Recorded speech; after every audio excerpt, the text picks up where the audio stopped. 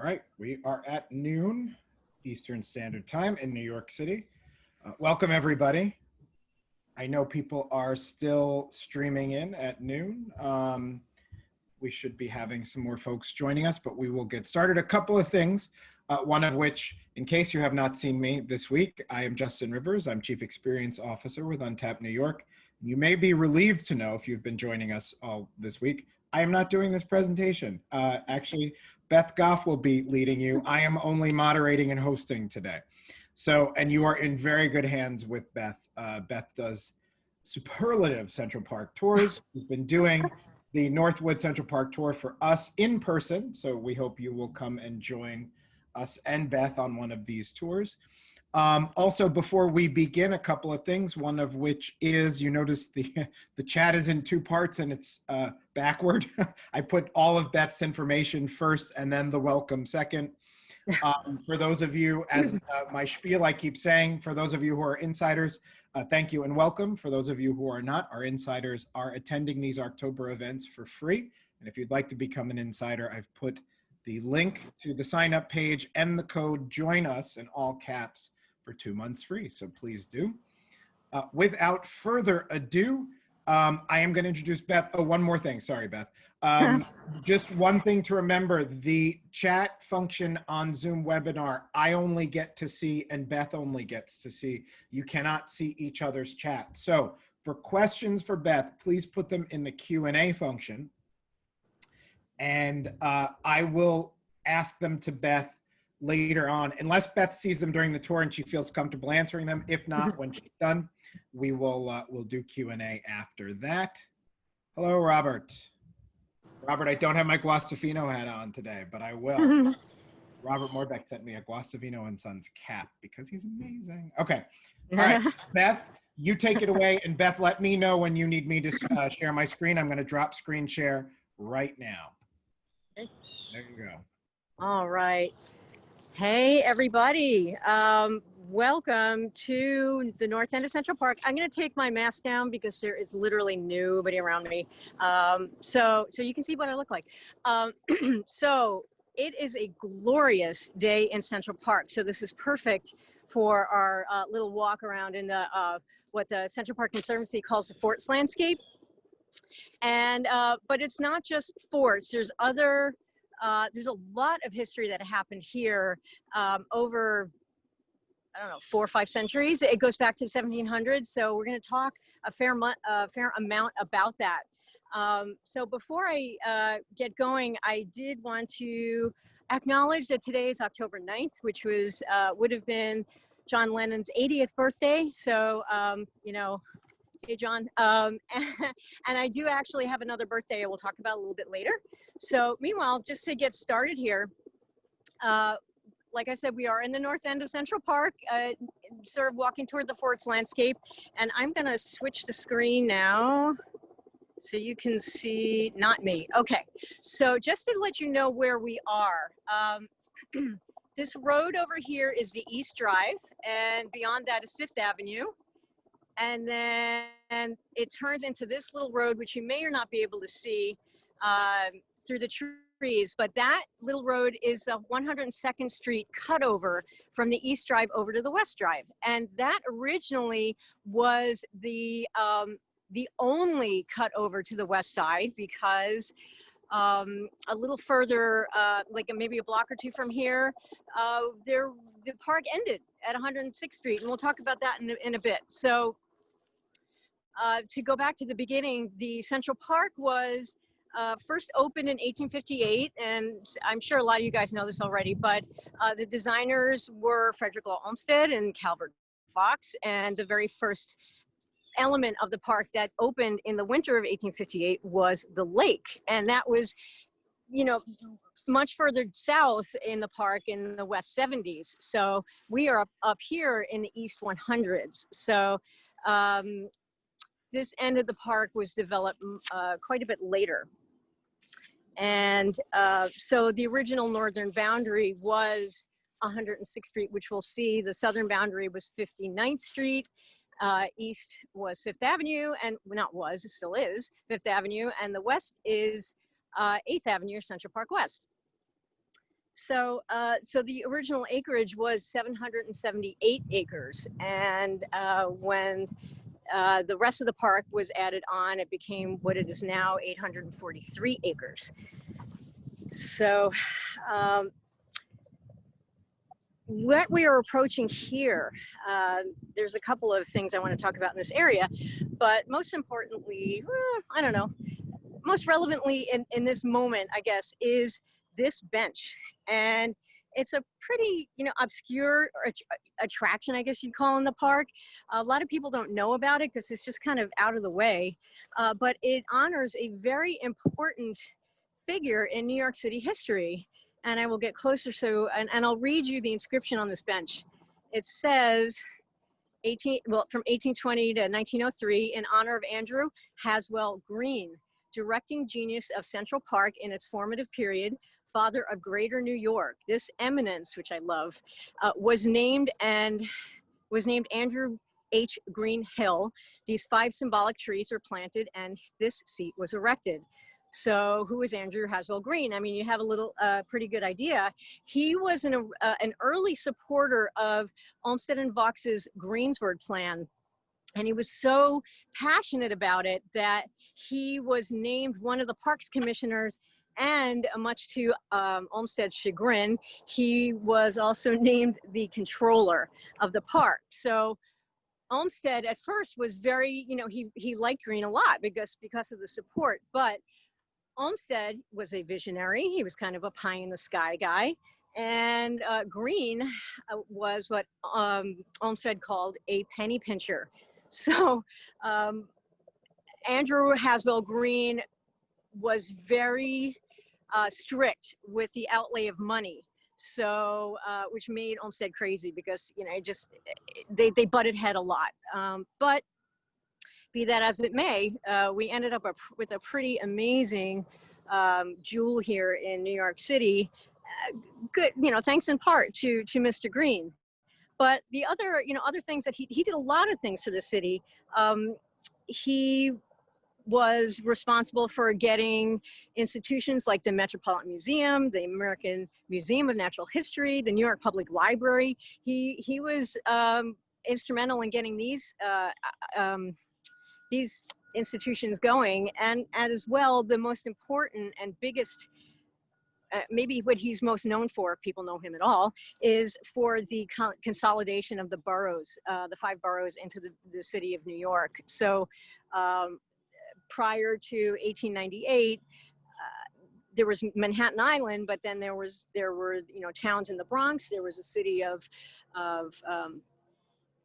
Brooklyn, and and Staten Island. So he was the one who spearheaded the idea of consolidating them all into this one metropolis that we have now. So thank you, Andrew Haswell Green. So the inscription talks about the bench sitting on an eminence. The bench was put in place in 1929 and is one of only a couple of things that honor Mr. Green in the city at all. And it was not here in this location. It was across the drive where now we have this lovely dumpster and this other thing here, this green shipping container.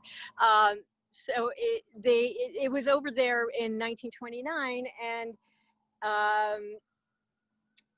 it sat there surrounded by 5 elm trees. And that's why the mentioned trees on this bench, 5 symbolical trees for the 5 boroughs. The elm trees died, and ultimately, many, many years later, the bench was moved over here in 1998. I'm sorry, no, it was not it was in 1980 when the Conservancy decided to take over that spot across the way for their composting operations. And it was moved here in 1980, but then these trees behind it, which are not sugar maples, they're red maples, again, to symbolically represent all of the 5 boroughs. Sugar maples are actually the state tree of New York, but they chose red maples for whatever reason. Maybe, I don't know, I'm not sure why they did that. But anyway, we love Andrew Haswell Green. He's a very important guy. And I mentioned a birthday. His birthday was October 6th, which was just a few days ago. And every year around this time, there is a ceremony in this spot to recognize Green's birthday and to honor him. So that is going to happen tomorrow up here at noon. So I may or may not come up here, depending if I sleep late or not, we'll see. But thanks to Andrew Haswell Green. And just a little quick word about this area on this side, or just in general. This is you can see this is an open flat space, and I'm not sure if you can tell, but we're pretty high up here. And like I said, we are in the fort's landscape. So this is a site of our first fort. This was Fort Fish. And there were 4 forts in the area. There was Fish. There was Fort Clinton, which we will see. There was Nutter's Battery, which we will also see. And then there was the blockhouse structure that is further west in the park that unfortunately we won't have time to see because it's just too far away. But if you get an idea of how high it is, and we'll see other areas that'll give you a better idea. This was just an appropriate place for military activity during both the Revolutionary War and the War of 1812. So as we walk along, Fort Fish was named for Colonel Nicholas Fish, who fought in the Revolution, but he was also the chairman of the New York's Committee of Defense during the War of 1812. And that was our highest fort in this area. But as we walk toward the drive here, I mentioned the northern boundary. So I'm gonna try and cross the drive and not get run over by a bicycle. It's a beautiful day, so a lot of people are out and about, which is, oh, it's very quiet. Okay, so I'm crossing the drive here, and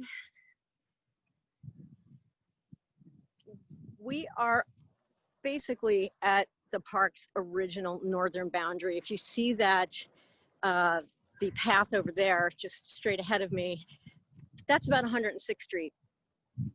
And that's where the park ended. And so why was it just not, why is the park still just at 106th Street and not further up? Well, you kind of get an idea. Fort Fish was pretty high. You can see the rock in the distance. And even if I spin around here, see, Fort Fish is quite a bit higher.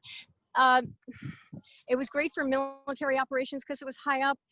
It wasn't so great for development because of these rocky points, and we'll see later a very marshy area. So in 1863, during the Civil War, actually, this was the time when the Battle of Gettysburg was being fought.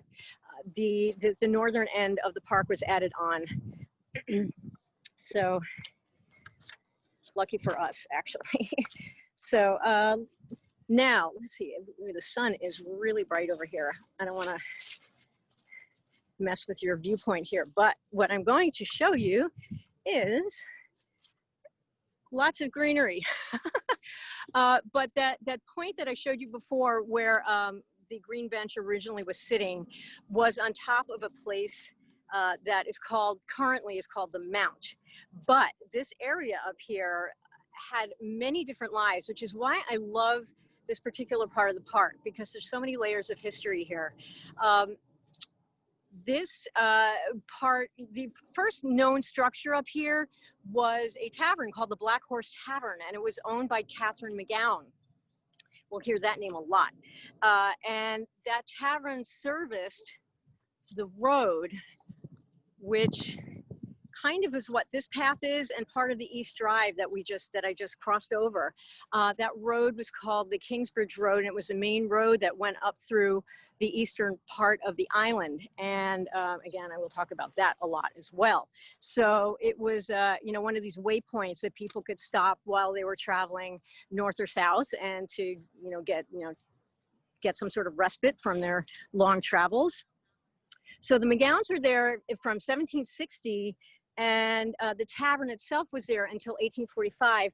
What I like to think about, I don't know if any of you guys have seen the TV show Turn, which was based on a book called Washington Spies, which was a real story where there was a home on Long Island that was occupied by the British, and the resident there had to basically serve the officers. And so this is the same situation for the McGowan family. They had to serve British and Hessian officers during the Revolution once the British occupied the city of New York, which occurred in 1776. And they stayed here until 1783.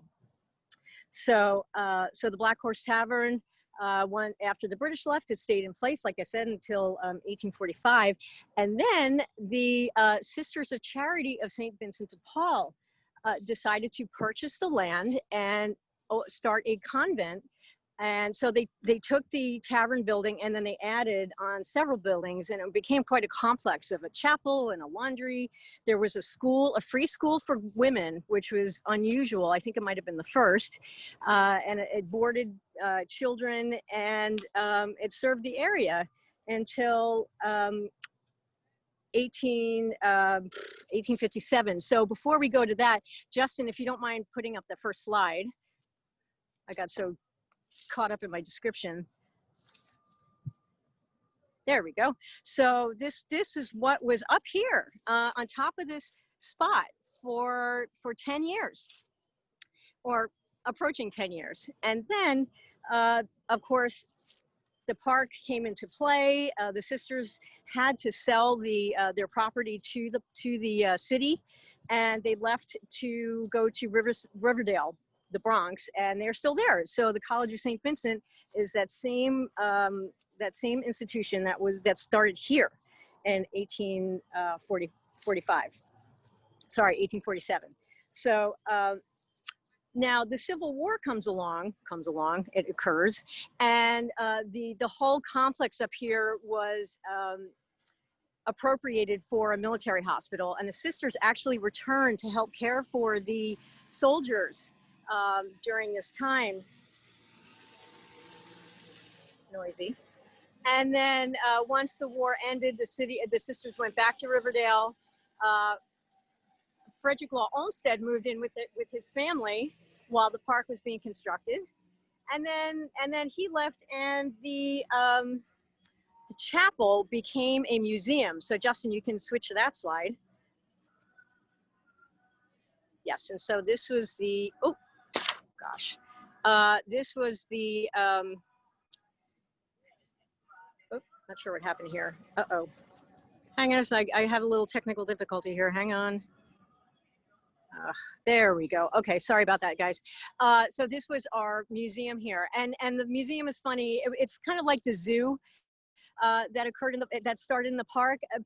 Wealthy people just sort of donated stuff they didn't want. So they dropped off animals, and which eventually became the zoo. And then same thing here. We have this museum and this chapel, which is really a lovely space.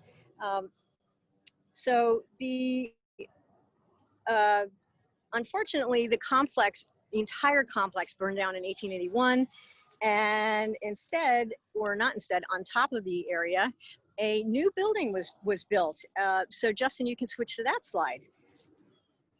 And it became the Mount St. Vincent Hotel, which was, again, this is a concession granted by the Parks Commissioners as a fancy roadhouse. So again, going along the road, people can stop by. Well, the park's now in place. People can, drive their carriages up here and have a drink, or they can stay the night. And it's really pretty. It's a lovely building. The tavern changed hands a few times, and the sisters were unhappy that they named it the Mount St. Vincent Hotel, because there was alcohol served, and there was betting going on, and it took several years, but the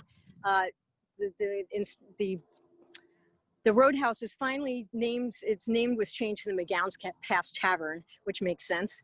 And another funny story about that is parents visiting their their daughters coming into town, they told the driver, take me to the Mount St. Vincent. And so the drivers would take them to this roadhouse instead of to the actual school up in Riverdale, which was like, oops.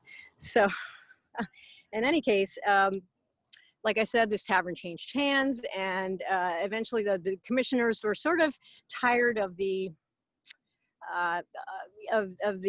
doings that were going on, and by the owners who were stiffing them for their share of the commission.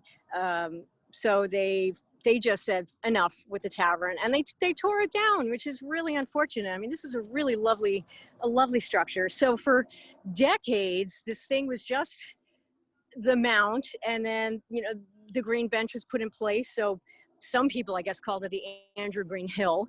And then finally, the Conservancy, came in 1980, and they started their composting operations, and it's called the Mount again. So much for that, sadly.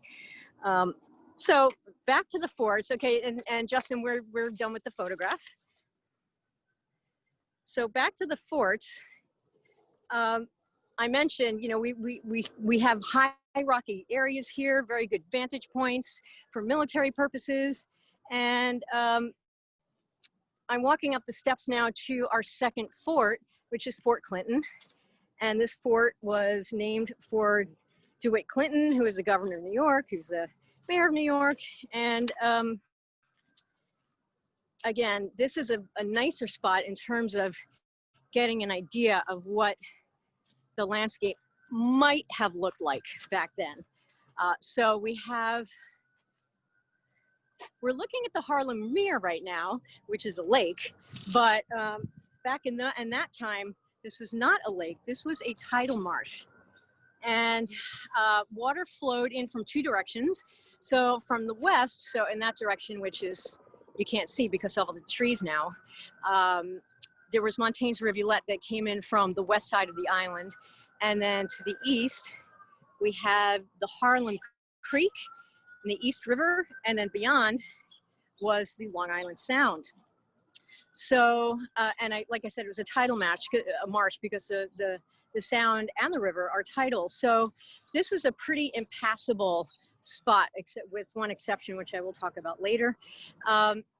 So in the War of 1812, the city was very well protected from on the south ends, because we had our forts all along in Brooklyn, Staten Island. We had Castle Clinton, so very good, no issues really down there protecting the island. And so we thought we were good until in August of 1814, the British attacked Stonington, Connecticut on Long Island Sound, and the Army was like, oh my God, well, we're gonna have to protect the northern end of the island. So in 1814, these fortifications, the fort areas were redeveloped. And so there were breastworks put in place that attached, Clinton to Fish, which is now way in the distance there, and Nutter's Battery, which we will see later. And then of course the blockhouse was built. But it turns out that the British never did attack from the south. This area saw no fighting at all. And so we were, left with these, with these fort areas, which fortunately 50 years later, after the war, Olmsted and Vaux, more like Olmsted at this point, Vaux at this point, because Olmsted was working for the Army during the Civil War, they decided to keep this area, generally with the same landscape, and to, honor the military activities that occurred here. And so what I can tell you here, this is kind of a fun story. We have these two artillery pieces here. I'm going to show you the smaller one. This is a mortar, and I believe, I'm not an expert. Of course, we have this cannon here. So these two pieces are of Revolutionary era time, and that was redundant. So these came off the HMS Hussar, which was a British ship that sank in the East River in 1780, and they were recovered somehow, nobody knows how, and then they were donated again. See, people are just donating stuff to the park. They were donated in the 1860s, and they were placed here on these little stone plinths later on in 1905. So, they sat here for decades, and then eventually the Conservancy decided to pull them in about 1996 because, vandalism. And they sat in the shed in the Ramble, which I don't know if you're familiar. That's the bathrooms in the Ramble, and there's also a maintenance area in there. And they sat for several years, and then the Conservancy decided to take on a big renovation and restoration area of this whole landscape. And so they addressed the cannon. And as they were cleaning the cannon, they uncapped this big one here, and they find that it's loaded with a cannonball and wadding and also black powder.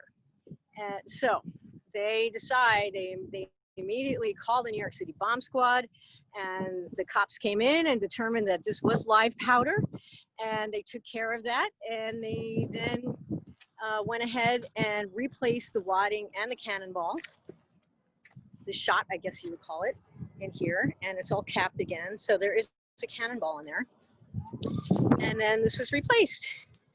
And here we are. And if you New Yorkers, if you might remember, I remember this story. Lou Young of Channel 2 actually did a story on this, and I recently tried to find it on Google, and sadly it's not, the video is not available anymore, but the story itself, the print is. So that's a fun story about these cannon.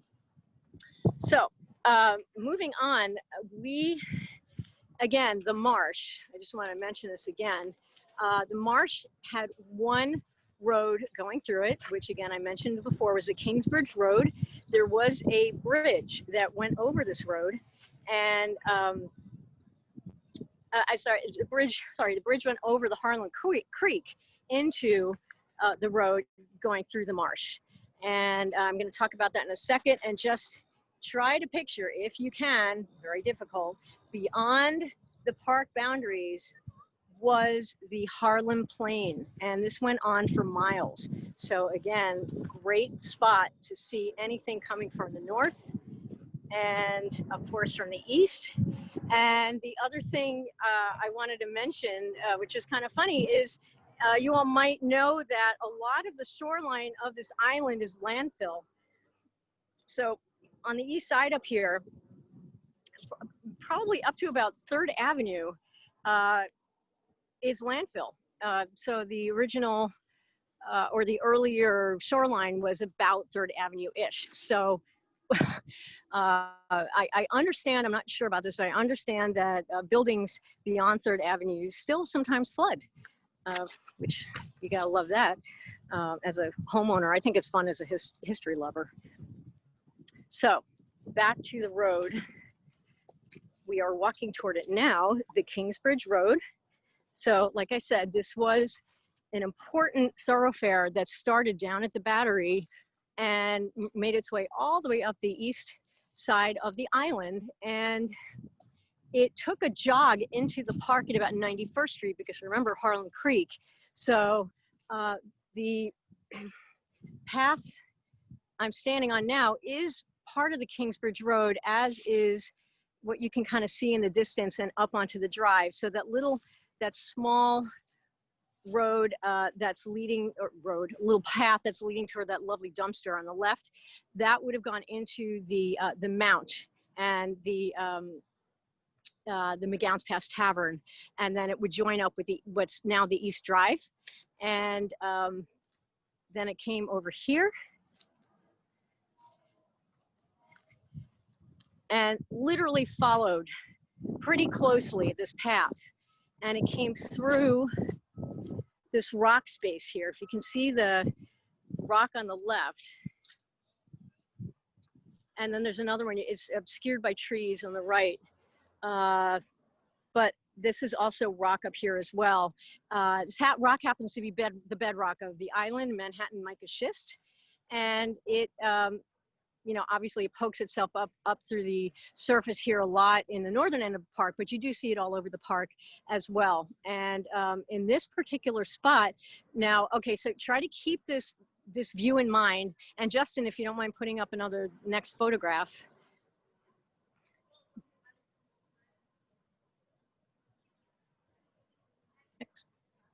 Okay, this is the same view. This was drawn in 1790. So this is, you know, a few years after the war ended. And this is what's called McGowan's Pass. And again, we are looking at McGowan's Pass now in 2020. And so you can see the marsh beyond it, that low-lying area, and the trees beyond it, that's the Harlem Plains. So this is another really lovely sort of like remnant of before this park was even considered. This is, you know, we're standing in that same spot. So that just blows my mind. It makes me very happy. So the story about the pass that is relevant to the wars, you know, in plural, is that the Battle of Brooklyn occurred in the late summer of 1776, where unfortunately our army, the Continentals, did not do well, and they had to flee Brooklyn across the East River, and most of the army went up the west side of the island over what was called the Bloomingdale Road, which is now Broadway. Some of them did come up the Kingsbridge Road, and before our, you know, guys in the army came up here, Washington came up here too. So they all fled up to the north, up to where they ended up in Harlem, and they did fairly well at the Battle of Harlem Heights. And then after that, Washington lost the city, and then the British were here until 1783. But so we had armies coming through here. Now the British again occupied the area, but then when the British lost the war and the Continentals were victorious, they came back through here on Evacuation Day, November 25th, 1783. And there was a witness who wrote this little account that said, the troops just leaving us were equipped as if for show. With their scarlet uniforms, made a brilliant display. The troops that marched in, on the contrary, were ill-clad and weather-beaten and made a forlorn appearance. But then they were our troops, and as I looked at them, I thought upon all that they had done and suffered for us. My heart and my eyes were full, and I admired and gloried in them the more because they were weather-beaten and forlorn. So the guys came down through the north, you know, from Connecticut and points north. They went all the way down to the Battery, and it was a big celebration. And here we are today. So Justin, if you could go back for a second to live, and then go to the next slide. So here we are at McGowan's Pass. And then Justin, if you don't mind going to the next photograph, we are going to jump ahead to the War of 1812 again. We're kind of jumping back and forth. This is an idea of what was a gatehouse that spanned the pass in 1814. And again, you can see this is a very, this is a pretty strategic point, because nobody was getting through to the east here, and to the west it was very hilly. So they did construct this gatehouse. And one kind of interesting thing that the Conservancy discovered when they were doing their restoration of the area. Okay, Justin, we can lose the slide. Okay, I'm now up on top, and let's see if I can find these. The Conservancy did locate some holes in this rock here. Wait, I'm not seeing them now. Yeah, here we go. Let's see if you can see this. If you guys can spot it, there is this hole. There's a whole line of them. There's a whole row of them going across the rock here. And the Conservancy, they're not really sure exactly what this was about, but they hypothesized that with a row of like 10 holes drilled into the rock, that they could have held supports that held up the gatehouse and supported the gatehouse that was spanned right over this area. that we're looking at now, which is McGowan's Pass. So that's pretty darn cool.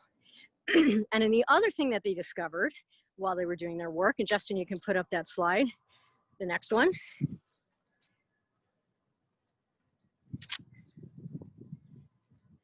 Okay, so if you can see it here, they were, the Conservancy was making sure that the plumbing, the electricity was all, you know, kind of good and up to code and everything. And they discovered this bit of the road. This is part of the Kingsbridge Road that still exists under the turf here. They weren't looking for it. Although they did have archaeologists on staff at the time. They weren't specifically looking for it, but they did discover it. And they recovered it, and you know, and it's still there. So again, that just gets my history juices flowing. It's pretty exciting. So, okay, Justin, we're finished with that slide. And just walking through the landscape here again. So one thing to try and keep in mind, it's hard for me to do it, is the landscape back in the 1700s, the 1800s, there were very few mature trees like we have now. It was very open, very rocky. And then if you can also picture, you know, troops everywhere, you know, military things happening here. There were soldiers milling around, there were cook fires and tents and probably some horses and artillery pieces all over this area. Excuse me. So now, of course, you know, the park is all planted and grown in because we, of course, must remember that this park is entirely man-made, except, well, no, the forts are man-made too. The rocks were not. So all of this, sorry about my, all of this was planted and created, except for the rocks. So if you can try and picture thousands of men just, you know, across the northern end of the park, maybe that can give you an idea of what it was like during the wars back then. Maybe. It is, I digress a little bit. I'm a bird watcher, and we're in the middle of fall migration right now. It is so birdie up here. It's just very exciting.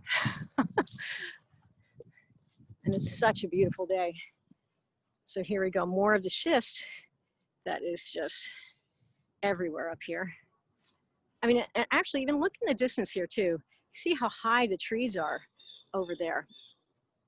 That is all natural landscape. Up here, like even though the park is man-made, like I said, up here in this like extra added on portion, they did not do a lot of heavy landscaping up here, either because you know, it's so dramatically different up here, or it was a lack of money. Either way, aside from like draining the marsh to make the Harlem Mere, there's not a lot of hand of man stuff happening here, except for the trees. So when you look at the, again, at the landscape to the west here, it was pretty steep and hilly. But, and you know, I look at this, and if there's one building off to the right, but aside from that, there's nothing. We could be, I don't know, we could be in the Catskills maybe, who knows? That's what's so fantastic about this landscape up here. I just love it. I'm a little biased. So this area here is called it's called Nutter's Battery. And this is our last fort that we will visit. And it's named after a guy named Valentine Nutter. And all these names come during the War of 1812 era. And Valentine Nutter, I know that Michelle had done, at Untapped, had done an article about Manhattanville and the old Broadway. And she talked about St. Mary's Episcopal Church. And Valentine Nutter was a landowner up here. And St. Mary's is on 126th Street, further west of here. And Valentine Nutter happened to have been one of the first, oh, I can't remember what the title was. He's not a deacon, but he was an important member of the church when it was first established. So if you can imagine, Nutter was a pretty important guy up here. Schieffelin was another, Joseph Schieffelin, I think his name was another guy. He was the one who sold Alexander Hamilton his property for his grange. So, of course, this goes back to the late 1700s. And again, we're looking at the Mere, if you can kind of see it in the distance. Again, you can see how this is a pretty nice strategic spot for keeping an eye out to the west. And, you know, beyond the marsh is the plains where all these buildings are now. And we have our, you know, our history. And what's so neat about, you know, you think about up here in the north end of the park, yeah, you know, we've got the Conservatory Gardens, which is really nice. And, you know, the blockhouses was kind of mysterious and cool. But this area, I think, has a lot more to talk about than a lot of the other parts of the park, maybe with the exception of Seneca Village, which of course is a very interesting and important topic. So if you guys ever can get up here in person, please do, because it's really worth a visit. It's just, you know, it's definitely different and very interesting. And you know, I guess actually that's it. Boy, I must have spoken really quickly because I did not plan for it to be this fast. So I guess if we have any questions, definitely I can hopefully answer them. Sure. And Beth, I just put up your last slide, so that's all the info about Beth up there, and also that info was put at the top of the chat for everybody. So if anybody hasn't, there was one question during the presentation about the hotel that you were talking about. Mm-hmm. William Goodhart asked, that was a quote unquote day hotel, right? Meaning people didn't stay overnight? Yeah, well, I'm assuming day hotel in quotes meant it was probably a place for hooking up. Oh, I'm not sure. Is that referring to, William? That's what I inferred from it. So. Right. I don't, from what I read, I don't think it was that, it wasn't seedy. It wasn't a seedy place. It was actually a place for wealthy people to drive their carriages up and, you know, hang out. Yeah, no, I'm wrong. I'm sorry. My head is in the gutter, apparently. It was a day spa like Mount Vernon on East 60th Street is what he's saying.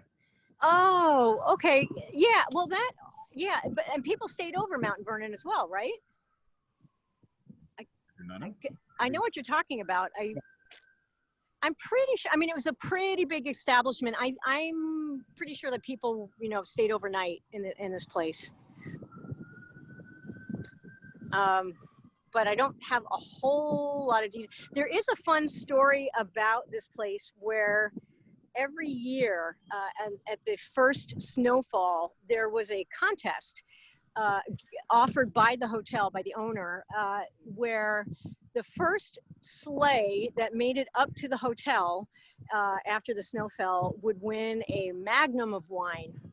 And there was one particular guy who seemed to win it for many, many years. He had the best horses. So again, you know, it's the kind of place where wealthy people came. And of course, you know, it's so far north, you know, who's going to be able to afford to get up here except somebody who can either afford to pay for a taxi or who has their own carriage. Yeah. Interesting. Okay, cool. And he said only one famous Scotsman.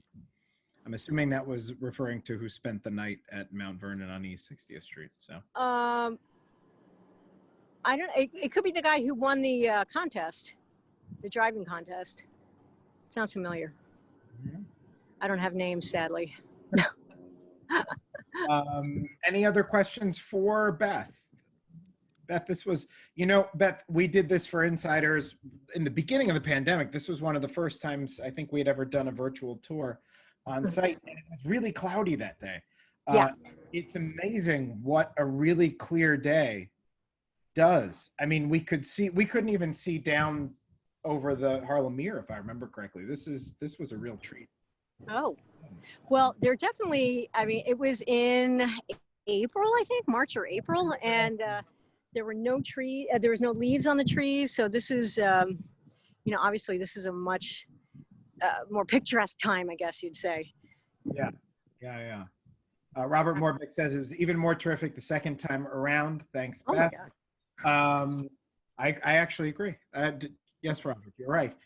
William Goodhart says, wasn't the dividing line between Harlem and the rest of Manhattan a sort of line between East 72nd and the East River and West 125th and the Hudson? I don't know. My background, that sounds about right. Because Harlem itself, or the village of Harlem from the Dutch. So Harlem was an independent village for a very long time. Yes. And so those borders sound about right. I can't, from my own personal experience, I can't verify absolutely 100%, William, that that's what it was, but that does sound about correct. Yeah. Now that I'm sorry, I sort of kind of misunderstood the question. Yeah, I think you're right. Also, I agree. I can definitely do more research on it as well and get back to you with 100% accuracy. I have to go pouring over some maps and some of the books that I have. Roseanne Martino, I was not able to get on the webinar until 12:33. So Roseanne, we are recording this webinar.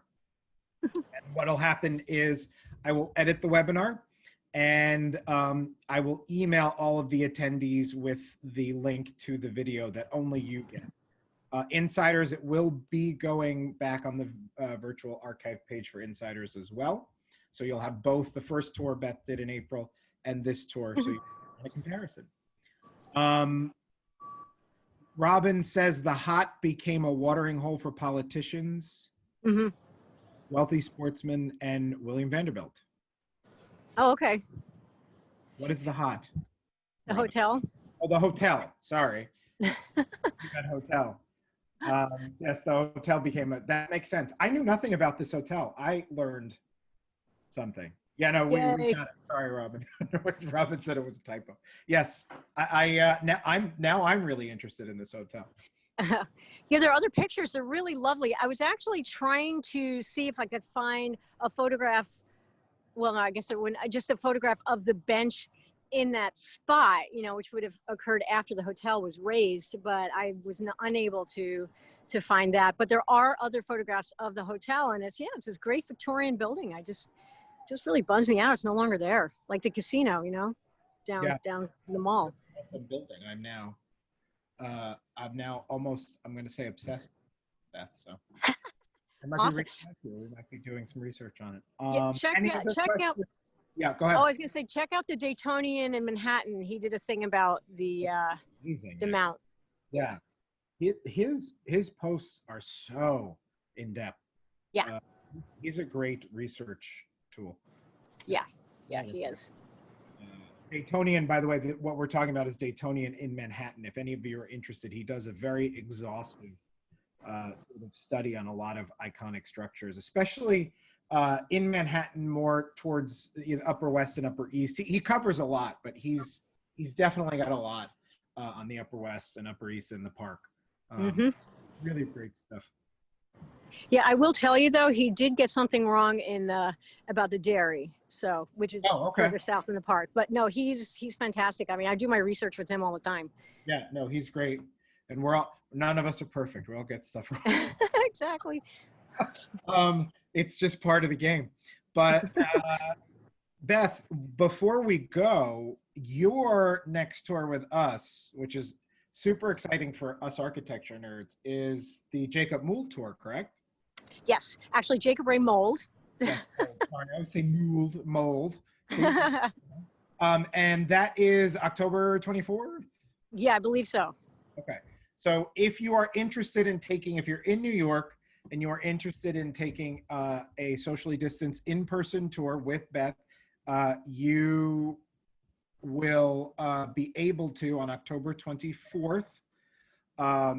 It's going to be well, why don't you give us a little snippet of what the tour is going to be about, mainly the highlights of his architecture in the park, correct? Right. Okay, so Jacob Ray Mould is, in my opinion, the third most important. Green is important also, but Mould Mold was Calvert Vaux's assistant, and his touch is on a lot of the constructed structures in the park. So most famously, the Bethesda Fountain area, all of those carvings all over the terrace are all designed by Jacob Ray Mold. And what else? The Belvedere is partly Mold, partly Vaux. The Sheepfold, which is Tavern on the Green. So there's a lot of things in the park, including the arches, that Mold had a very influential part that he played. So, and there are some things that were in the park that are no longer there, which should be there. Also were designed by Mold, and he's also kind of he's a mysterious and kind of strange character. So he's a fun guy to talk about with respect to the park itself. So definitely, you know, if you like your architecture and you're a park expert, but you don't know about Mold, definitely check this out. Well, yeah, everybody, October 24th, Mold. I love his fountains. We have my favorite fountains in New York is a Mold fountain. Yep. Bell Park. It's a gorgeous fountain. Beth, William's saying that you need the last 4 digits of your phone number to tip you on Venmo. Is that? Oh, yeah. No, they do that. Okay, 4601. Okay, 4601. And if anybody is using Venmo to tip Beth, I'm going to put this for all panelists and attendees. I didn't know Venmo did that. Huh. Yeah, it's annoying. Yeah, and I've got this PayPal issue too, which is really annoying, but. Oh, yeah, you were telling me about that. Oh, yeah. Well, thank you, Beth, very much for this incredible tour. I appreciated it like Robert Morbeck a second time, so this was really and Robin said that she did this Mold tour with you last year, and last fall she said it was awesome. Oh, thanks, Robin. And William said thank you. It's on the way, so thank you, William, for tipping Beth. Thank you. Thank you, everybody, for attending. Our next October event, hold on, because I have the calendar right here. We have the Forts of Central Park. Tomorrow we're doing a Remnants of World's Fair tour in person, but that's sold out. That'll be me. We have 1 spot left on our Remnants of Dutch New Amsterdam in-person tour at 2 p.m. And that will be led by Mandy on Sunday. Then on Monday, Michelle is hosting a Harlem River talk with this great photographer, Nate Kessinger. And then, Tuesday, October 13th will be a Victorian Flatbush tour with Jeremy Wilcox. That will be like this tour. It will be virtually pumped to you through Zoom. Jeremy will be in Flatbush walking us around some of the great Victorian homes in the Flatbush area. I will be moderating, so that is Tuesday at noon on the 13th. So we are busy this October, and we hope to see you more as the month goes along. Beth, have a really great weekend. Enjoy the day. Everybody, please stay safe and stay well out there. And Justin, one last thing, if you don't mind. Yeah. So I'm plugging your tours, actually. So I'm doing 4 of these North End tours, 4 Untapped, in November and December. So we'll come to the forts, and then we'll also see the Blockhouse and a bunch of other things. So. Oh, yeah. I'm sorry. I totally forgot about that. Yes, I forgot we put a whole bunch of new dates on. So, correct. The in-person tours, Augustin just put on a whole bunch for November and December, right? That's what you just said? Yep. Yeah. 2 November and 2 December. Yeah, so in person, and everybody's been loving the tour. And you will go to the Blockhouse, which I put in the chat. It's going to be really fun. Check those out. They are up on the listings of the public tours on untappedcities.com. Thank you, Ben. All right. All right, everybody. Have a good day and stay safe. Good to see you. Thank you very much. Bye, guys. Thank you.